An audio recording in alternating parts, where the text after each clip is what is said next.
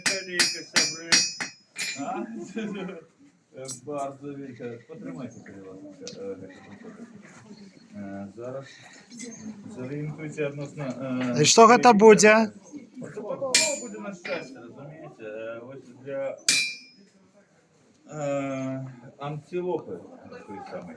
А, так яка літера? Як вам? А. Добре.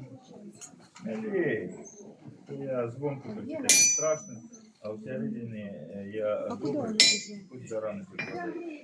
Я хочу эту подкову. Кто не предложил, просили. Ну что, Крутить. Сейчас будешь крутить, Саш. Сейчас будешь крутить. Александра.